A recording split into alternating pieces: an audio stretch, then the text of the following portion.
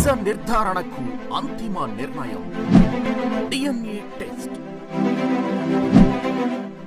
ఉన్నది ఉన్నట్లుగా వాస్తవాలను శోధించి వివరించే మన డిఎన్ఏ టీవీ, మన రాష్ట్రం, మన ఛానల్. నమస్కారం. రాష్ట్రంలో 2024 ఎన్నికలు హోరాహోరీగా జరిగిన పరిస్థితి కనబడుతుంది. అందులో భాగంగానే అధికార విపక్ష పార్టీల మధ్య మాటల యుద్ధం అయితే తారాస్థాయికి వచ్చిన పరిస్థితి కనబడుతుంది. ఇందులో భాగంగానే అధికార పార్టీకి సంబంధించిన వైఎస్ఆర్ కాంగ్రెస్ పార్టీకి సంబంధించినటువంటి నేతలు ఎవరైతే ఉన్నారో వారందరూ మాట్లాడిన మాటలు కొంతమేరకు కొంప ముంచాయా? ఒక స్థాయికి మించి బూతులు మాట్లాడారా? ఒక లక్ష్మణ రేఖ ఏదైతే ప్రజాస్వామ్యంలో ఉందో ఆ ప్రజాస్వామ్యంలో ఉన్నటువంటి లక్ష్మణ రేఖ అనేది దాటారా? విపక్ష పార్టీలు ఇదే క్యాచ్ చేసుకున్నాయా అనే అంశానికి సంబంధించి ప్రధానంగా ఒక చర్చ జరుగుతున్న పరిస్థితి కనపడుతుంది. రాష్ట్రంలో కనుక గమనించినట్టయితే అధికార పార్టీకి సంబంధించినటువంటి నేతలు హద్దు మీరి మాట్లాడినటువంటి బూతులు ఏవైతే ఉన్నాయో వీటికి సంబంధించినటువంటి కథ, స్క్రీన్ ప్లే, స్క్రిప్టు రచన అంతా కూడా సీఎం పేషీలో ఉన్నటువంటి ఒక ప్రభుత్వ సలహాదారు, ఒక అడ్వైజర్గా ఉన్నటువంటి ఒక వ్యక్తి, ఆయన గతంలో సాక్షి మీడియాలో పనిచేసినటువంటి వ్యక్తి, ఆయన రాసినటువంటి స్క్రిప్ట్, ఆయన ఏ పదం అయితే పలకమన్నారో అదే పదాలు పలుకుతూ అదే స్క్రిప్టును మీడియా ద్వారా వివరిస్తూ అదే బూతులు కూడా ఉన్నది ఉన్నట్టుగా బూతులు తిడుతూ మాట్లాడినటువంటి నేతలు కూడా ఉన్నారు.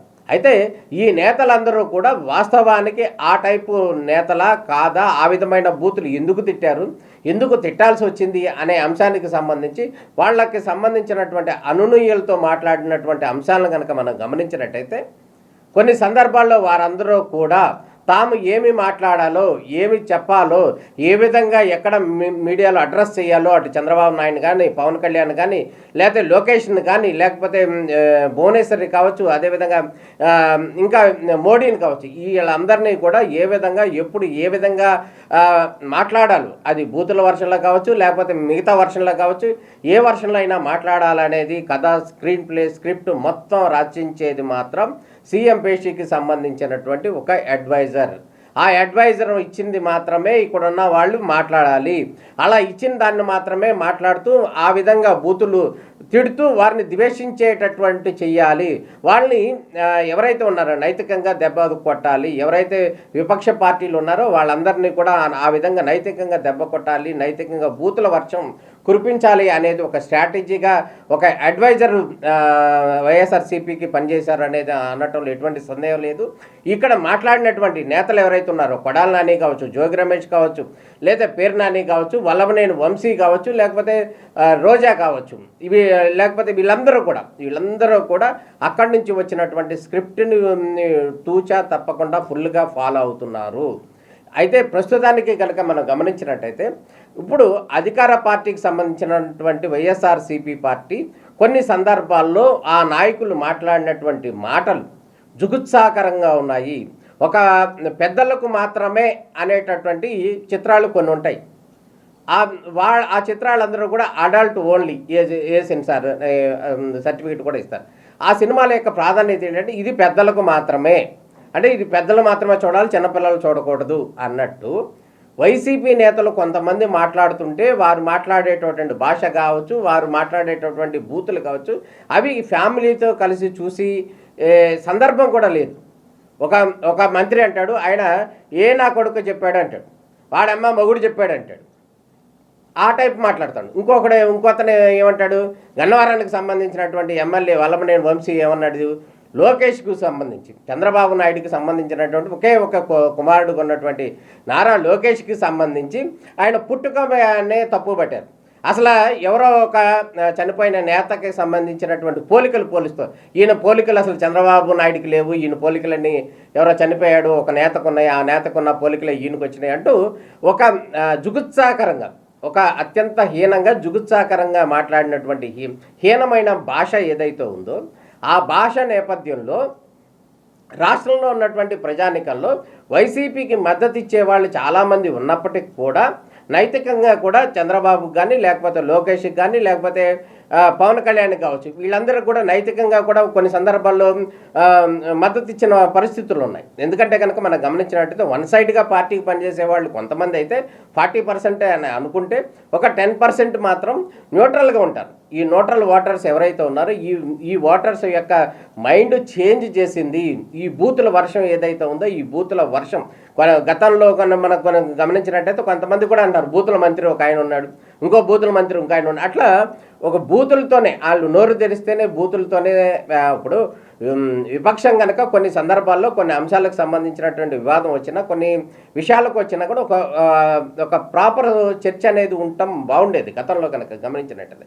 కానీ ప్రస్తుతం అటువంటిది లేదు. ఎవరైనా ఏదన్నా మాట్లాడారంటే వాడికి పవన్ కళ్యాణ్కి 4 పెళ్ళాలు 3 పెళ్ళాలు, మొదటి పెళ్ళం ఎక్కడ ఉంది, రెండో పెళ్ళం ఎక్కడ ఉంది, 4వ పెళ్ళం ఏది, ఈ టైప్ మాట్లాడతారు. ఒక ఆయన మన మాట్లాడుతూ ఆయన ఏదో చెప్తున్నాడు, మీరు ఇంట్రడ్యూస్ చేయాలంటే గతంలో ఉన్న భార్యలందరినీ కూడా తీసుకొచ్చి ఇంట్రడ్యూస్ చేయండి అంటూ కూడా ఒక హద్దు మీరి ఒక ఎలక్షన్లో ప్రజాస్వామ్యంలో జరుగుతున్నటువంటి అంశం ఏదైతే ఉందో ఒక హద్దు మీరి చేస్తున్నటువంటి ప్రచారం కావచ్చు, దుర్భాషలు కావచ్చు, ఈ దుర్భాషలు మొత్తం కూడా వైసీపీ పార్టీకి ఎంతో కొంత అయితే డ్యామేజ్ చేస్తాయి అనేటటువంటి భాషల్లో కానీ ఏ విధంగా అయినా కూడా డ్యామేజ్ చేస్తాయి అనేటువంటి అనుమానం ఏదైతుందో, సందేహం ఏదైతుందో అదే అంశానికి సంబంధించి దాదాపు కొంత మేరకు నష్టం చేకూరుస్తుంది అనటంలో అయితే మాత్రం ఎటువంటి సందేహం లేదు అనేది అయితే మాత్రం కొంతమంది నుంచి వస్తున్నటువంటి వర్షన్. ఇప్పుడు వైసీపీ పార్టీ అనేది ప్రజలకు మేలు చేసిందా చేయలేదా అనేది అంశం పక్కన పెడితే కొంతవరకు ఎప్పుడు కూడా రాజకీయాల్లో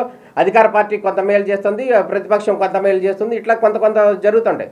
ఒకవేళ అధికార పార్టీ వైఎస్ఆర్ జగన్ ఆధ్వర్యంలో నడుస్తున్నటువంటి వైసీపీ పార్టీ కొంత మేరకు దాదాపు ప్రజలకైతే మేలు చేసింది, కొన్ని సందర్భాల్లో అయితే మేలు చేసింది, సంక్షేమ పథకాలు ఇచ్చింది, అదేవిధంగా ఒక బెస్ట్ వెల్ఫేర్ అయితే ఇచ్చింది అనటంలో ఎటువంటి సందేహం లేదు.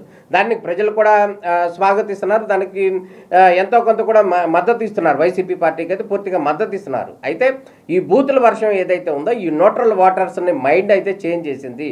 ఒక స్థాయికి మించినటువంటి బూతులు, ఒక స్థాయికి మించినటువంటి వ్యాఖ్యలు ఏవైతే ఉన్నాయో ఆ వ్యాఖ్యలు కూడా చాలా జుగుత్సాకరంగా ఉన్నాయి వస్తున్న పరిస్థితి కనపడుతుంది. ఈ నేపథ్యంలోనే ఇది మరింత వెళ్ళే అవకాశం ఉంది, ప్రజాస్వామ్యాన్ని కాపాడుకోవాలి అంటూ కూడా కొంతమంది న్యూట్రల్ ఓటర్స్ ఎవరైతే ఉన్నారో వాళ్ళ అభిప్రాయం కూడా వ్యక్తం చేస్తున్న పరిస్థితి కనపడుతుంది.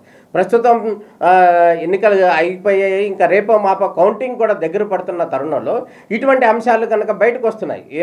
ఏదైతే ఉందో ఇప్పుడు గడిచిన 5 సంవత్సరాలలో వైసీపీ నాయకులు ఎవరైతే ఉన్నారో వాళ్ళు 5 సంవత్సరాల్లో ప్రజలకు చేసిన సంక్షేమ పథకాలు కావచ్చు, అదేవిధంగా మంచి కావచ్చు, ఒక పక్కన కనుక గమనించినట్టయితే చెడు కావచ్చు, అదేవిధంగా విపక్ష పార్టీలుగా ఉన్నటువంటి చంద్రబాబు నాయుడు ఈ రాష్ట్రానికి 3 సార్లు ముఖ్యమంత్రిగా చేశాడు, అదేవిధంగా 10 years ప్రతిపక్ష నాయకగా ఉన్నాడు, అదేవిధంగా పవన్ కళ్యాణ్ కూడా 10 సంవత్సరాల నుంచి జనసేన పార్టీని నడిపిస్తున్నారు, అదేవిధంగా లోకేష్ కూడా గతంలో మంత్రిగా పనిచేశారు, అదేవిధంగా కూడా రాజకీయ నాయకుడుగా ఉన్నారు, మరో యువ నాయకుడిగా కూడా కొనసాగుతున్నారు. అదేవిధంగా నారా భువనేశ్వరి ఎవరైతే ఉన్నారో నారా భువనేశ్వరి చంద్రబాబు నాయుడు సతీమణి, ఆ సతీమణిని కూడా ఈ ప్రస్తుతం జరిగినటువంటి రాజకీయ ఈ ప్రకంపనల నేపథ్యంలో ఆమెను కూడా మళ్ళీ బయటికి లాగారు. అంతకుముందు కనుక చంద్రబాబు నాయుడు 15 సంవత్సరాల అధికారంలో ఉన్న సందర్భంలో ఏ రోజును కూడా నారా భువనేశ్వరి అనే ఆమె మీడియా ముందుకు రావటం కానీ లేకపోతే రాజకీయాల్లో జోక్యం చేసుకోవడం వంటి అంశాలు కనుక లేవు. ఈ వ్యాఖ్యలు ఏవైతే ఉన్నాయో ఇటువంటి బూతులు తిట్టడం వల్ల వాళ్ళు కూడా బయటకు తీసుకురావడం, వాళ్ళు కూడా ప్రజల్లోకి వెళ్ళి నన్ను ఇట్లా తిట్టారు, నా ఒక అంశానికి సంబంధించి ఒక ఏదైతే స్వేచ్ఛ ఉంటుందో ఒక మహిళగా ఉంటుందో ఆ స్వేచ్ఛను కూడా హరించే విధంగా, హనన చేసే విధంగా చేసినటువంటి వ్యాఖ్యలు ఏవైతే బూతులు కావచ్చు, వ్యాఖ్యలు కావచ్చు, ఇటువంటి అంశాలను కనుక గమనించినట్టయితే ఆమె ప్రజల దగ్గరికి వెళ్ళినప్పుడు ప్రజల నుంచి సానుభూతి వస్తుంది. ఆ సానుభూతి ఏదైతే ఉందో ఈ బూతుల రూపంలో తిట్టినటువంటి వ్యాఖ్యల ద్వారా ప్రజల నుంచి కొంతమేరకు సానుభూతి వచ్చింది. అయితే ఆయన సంక్షేమం చేయొచ్చు, ఈయన సంక్షేమం చేయొచ్చు, ఈయన ఇంకోటి చేయొచ్చు, కానీ ఈ బూతులు ఒక స్థాయికి మించి మాట్లాడినటువంటి బూతులు ఎవరైతే ఉన్నారో కొంతమంది ఉన్నారు. ఆ విధంగా మాట్లాడిన వ్యాఖ్యలు ఏవైతే ఉన్నాయో జోగి రమేష్ కూడా కావచ్చు, మంత్రిగా ఉన్నారు, ఆయన కూడా చేసినటువంటి వ్యాఖ్యలు కావచ్చు, గతంలో ఎమ్మెల్యేగా ఉన్నప్పుడు ఆయన టీడీపీ ఆఫీస్ మీద దాడి చేసిన సందర్భం కావచ్చు, ఇటువంటి సందర్భంలో అటు వైసీపీకి సంబంధించిన వాళ్ళైతే పూర్తిగా మద్దతు ఇస్తారు, కానీ ఎవరైతే న్యూట్రల్గా ఉంటారో వాళ్ళు మాత్రం కొంత డోలాయమానంలో ఉన్నారు. ఈ విధంగా ఈ వ్యాఖ్యలు చేయటం, ఈ విధంగా ఈ దాడులు చేయటం, ఇటువంటి బూతులు, ఇటువంటి భాష, సరళమైనటువంటి బూతుల భాష ఏదైతే ఉందో ఆ బూతుల భాష మాట్లాడుకోవటం, ఇటువంటివి అన్నీ కనుక గమనించినట్టయితే కొంతవరకు చేంజ్ అవుతుంది న్యూట్రల్ వాటర్లో. ఈ బూతులు మాత్రం ఒక స్థాయికి మించి మాట్లాడారు అనేదైతే వైసీపీ నాయకులు కొంతమంది మాత్రం అయితే చెప్తున్న వర్షన్ కనపడుతుంది. అయితే ఈ బూతులు తిట్టినటువంటి స్థాయికి మించి బూతులు తిట్టినటువంటి నేతలను మాత్రం వాయిస్ ఆడదే కానీ ఆ వాయిస్ వెనకాల ఉన్నటువంటి స్క్రిప్ట్ మాత్రం అక్కడ సీఎం పేషీలో ఉన్నటువంటి ఒక వ్యక్తి, ఒక సలహాదారు ఇచ్చినటువంటి సలహాల మేరకే అమ్మనా బూతులు విపక్ష పార్టీలని, చంద్రబాబు నాయుడిని, పవన్ కళ్యాణ్ని, నారా భువనేశ్వర్ని కావచ్చు, లోకేష్ని కావచ్చు, వీళ్ళందరినీ కూడా ఒక స్థాయికి మించి ప్రజాస్వామ్యంలో విపక్షాలను తిట్టడం, అధికార పార్టీ అధికారాన్ని విపక్ష పార్టీ తిట్టడం ఇవన్నీ సర్వసహజమే. కానీ ఒక స్థాయికి మించి ఒక తిట్టినటువంటి బూతులు ఏవైతే ఉన్నాయో ఆ బూతులు మాత్రం కొంతవరకు వైసీపీ పార్టీని దెబ్బతీస్తాయా అనే అనుమానం కూడా కలగటం మానటం లేదు. ఎందుకంటే ఆ స్థాయిలో తిట్టినటువంటి బూతుల మూలంగా న్యూట్రల్గా ఉండేటటువంటి సాంప్రదాయంగా ఉండేవాళ్ళు కావచ్చు, న్యూట్రల్గా ఉండేవాళ్ళు కావచ్చు, వాళ్ళందరిలో కూడా కొంత చేంజ్ కనపడుతుంది, కొంత డిఫరెంట్ వాయిస్ వినిపిస్తుంది అనేది అయితే మనం గమనించాల్సిన అవసరం కనపడుతుంది. ప్రస్తుతానికి మనం కనుక చర్చించాల్సిన అంశం ఏదైతే ఉందో, అయితే ఈ వైసీపీలో ఉన్నటువంటి ఈ నేతలు ఎవరైతే ఉన్నారో, అంటే బూతుల వర్షం సృష్టించిన వాళ్ళు కావచ్చు, లేకపోతే వ్యంగ్యంగా సెటైర్లికల్గా కామెంట్స్ పెట్టిన వాళ్ళు కానీ ఎవరైతే ఉన్నారో విజయసాయి రెడ్డి, ఆయన ఎంపీగా ఉన్నారు, ఆయన కానీ కొన్ని సందర్భాల్లో చేసినటువంటి వ్యాఖ్యలు కావచ్చు, అదేవిధంగా బీజేపీ అధ్యక్షురాలుగా ఉన్నటువంటి పురంధేశ్వరిని కూడా కొంచెం హేళనగా మాట్లాడిన విషయం, ఆ మేడం ఏ విధమైనటువంటి మద్యం తాగిద్దో, ఆ బ్రాండ్లు ఏవి ఉన్నాయో, ఆమె పురంధేశ్వరి మందు తాగుతుంది, అట్లా కొన్ని వ్యంగ్యంగా ఎటకారకంగా మాట్లాడినటువంటి మాటలు ఏవైతే ఉన్నాయో అవి చాలా ఇబ్బందికరంగా ఉన్న పరిస్థితి అయితే కనబడుతుంది. ప్రస్తుతానికి ఒకేళ రాబోయే రోజుల్లో వైసీపీ పార్టీ అధికారంలోకి వస్తుంది అనేదైతే చెప్తున్నటువంటి వర్షన్ అయితే కనబడుతుంది. అదేవిధంగా విపక్ష పార్టీలు కూడా తాము కూడా మేమే అధికారంలోకి వస్తామని కూడా చెప్తున్నారు. ఎవరి కాళ్ళు డి అంటే డి అంటున్నారు, ఒకళ్ళు 151 అంటే ఇంకోళ్ళు 160 అంటున్నారు సీట్లు. మొత్తానికి ఇది ఎవరికి ఎన్ని వస్తాయి అనేది అయితే మనం రేపు 4వ తారీఖు తర్వాత అయితే తెలుస్తుంది. కాకపోతే ఈ బూతుల శ్రేణి ఏదైతే ఉందో, డోస్ ఏదైతే ఉందో, ఈ డోస్ అయితే మాత్రం ఒక స్థాయికి మించి వైసీపీ నేతలు చేశారు అనటంలో ఎటువంటి సందేహం లేదు. ఆ వైసీపీ నేతలను మాట్లాడించింది మాత్రం సీఎం ఆఫీస్కి సంబంధించినటువంటి సలహాదారుడు మాత్రమే. ఈ సలహాదారుడి యొక్క సూచనలు, సలహాలు, ఆయన ఇచ్చినటువంటి స్క్రిప్ట్ని తూచా తప్పకుండా మాట్లాడినటువంటి కొంతమంది నాయకులు ఎవరైతే ఉన్నారో వారందరి యొక్క భవితవ్యం ఏమిటి, వారి భవిష్యత్తు ఏంటి అనే స్థాయిలోకి వెళ్ళిపోయటం పరిస్థితి వచ్చేస్తుంది.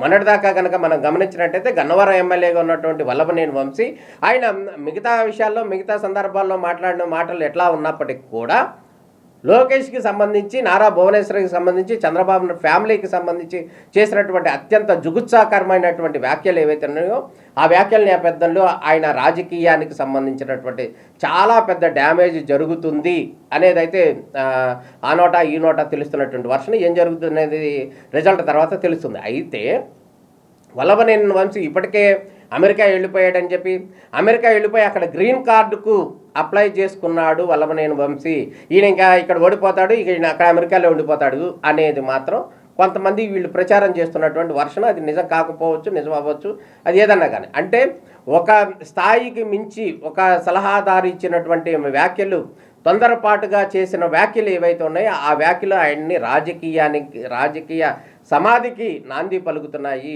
ఈ విధంగా జుగుత్సాకరంగా మాట్లాడిస్తున్నటువంటి సలహాదారు రాజకీయంగా వైఎస్ఆర్ కాంగ్రెస్ పార్టీని నైతికంగా, అదేవిధంగా సొసైటీలో కూడా చాలా దెబ్బతీశారు. ఆయన వ్యాఖ్యలు, ఆయన ఇచ్చినటువంటి సలహాలు, సూచనలు, ఆయన ఇచ్చినటువంటి స్క్రిప్టు మాట్లాడిన సందర్భంలో కొంతమంది ఎమ్మెల్యేలు, ఈయనతో పాటు ఇంకా కొంతమంది ఎమ్మెల్యేలు ఉన్నారు, వాళ్ళందరి పేర్లు కూడా మనం చర్చిస్తే కనుక అంబటి రాంబాబు కావచ్చు, కొడాలి నాని కావచ్చు, అదేవిధంగా శ్రీమతి రోజా గారు కావచ్చు, అదేవిధంగా గుడివాడ అమర్నాథ్ కావచ్చు, జోగి రమేష్ కావచ్చు, వీళ్ళందరూ కూడా ఒక నైతికంగా చాలా వరకు మంచి పనే చేసినప్పటికీ కూడా ఈ బూతులు ఒక స్థాయికి మించి మాట్లాడినటువంటి డోస్ ఏదైతే ఉందో ఆ డోసు నేపథ్యంలో న్యూట్రల్ ఓటర్లలో కొంత డైలమాలో పడ్డారు. ఆ విధంగానే రిజల్ట్ ఇచ్చారు. ఆ విధంగానే రాబోయే రోజుల్లో కూడా ముందుకు వెళ్తున్నారు అనేది అయితే ఇండికేషన్ అందుతున్నటువంటి పరిస్థితి కనపడుతుంది. ఈ స్క్రిప్ట్ ఏదైతే ఉందో ఈ స్క్రిప్ట్ రచించినటువంటి సలహాదారు విషయంలో మాత్రం రాబోయే రోజుల్లో వైఎస్ జగన్మోహన్ రెడ్డి గారు ఏదైనా ఒక నిర్ణయం తీసుకుంటే బాగుంటుందని చెప్పి వైసీపీకి సంబంధించినటువంటి కొంతమంది నాయకులు మాట్లాడుకోవటం జరుగుతున్న వర్షన్ కనపడుతుంది. అదేవిధంగా ఈ స్థాయిలో ఈ అమనాభూతులు స్థాయిలో అయితే అటు విపక్ష పార్టీల నుంచి అంటే టీడీపీ జనసేన పార్టీ నుంచి కొంత మేరకైతే రివర్సల్లో కౌంటర్లు వచ్చాయి, కానీ పూర్తి స్థాయిలో వీరు మాట్లాడిన స్థాయిలో అయితే అటు నుంచి అంత స్థాయిలో అయితే రాలేదు అనే వాళ్ళు చెప్తున్నటువంటి వర్షన్, అంటే ఇది పబ్లిక్ వర్షన్ ఇది. అయితే ఆ నేపథ్యంలో ఇటువంటి నిర్ణయం తీసుకుంటారు ప్రజలు, న్యూట్రల్ ఓటర్లు ఏ విధంగా ఉంటాయి, ఈ బూతుల స్థాయి ఒక స్థాయికి అయితే దాటి ఉంది అనేది అయితే సీఎం పేషీకి సంబంధించినటువంటి ఒక అడ్వైజర్, ఆంధ్రప్రదేశ్కి సంబంధించినటువంటి ఒక సలహాదారు ఎవరైతే ఉన్నారో ఆ సలహాదారు మూలంగానే ఇటువంటిది ఏదన్నా జరిగితే ఒకవేళ రాబోయే రోజుల్లో బంపర్ మెజార్టీతో వచ్చేస్తే ఎటువంటి సందేహం లేదు, అంతా హ్యాపీనే.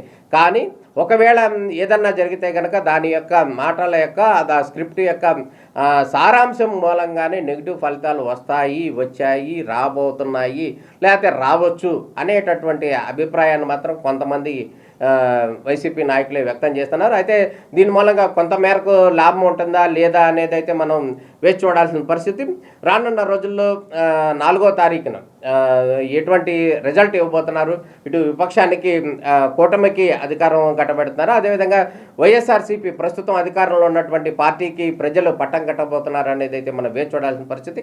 మొత్తానికి ప్రజాస్వామ్యంలో ప్రస్తుతం రాజకీయ సరళిలో దానికి సంబంధించినటువంటి పరిపాలనా క్రమంలో ఒక స్థాయికి మించినటువంటి బూతులు కానీ లేకపోతే స్థాయికి మించినటువంటి తిట్లు మాత్రం ప్రజలు దాదాపుగా అంగీకరించరు అనే అంశం అయితే మాత్రం స్పష్టంగా కనపడుతున్నటువంటి పరిస్థితి. మరి ఈ నేపథ్యంలో రాజకీయ పార్టీలు ఏ విధంగా ముందుకు రాబోయే రోజుల్లో నడుచుకుంటాయి, ఏ విధంగా ఉంటాయి అనేది అయితే మనం వేచి చూడాల్సిన పరిస్థితి కనపడుతుంది. నమస్కారం.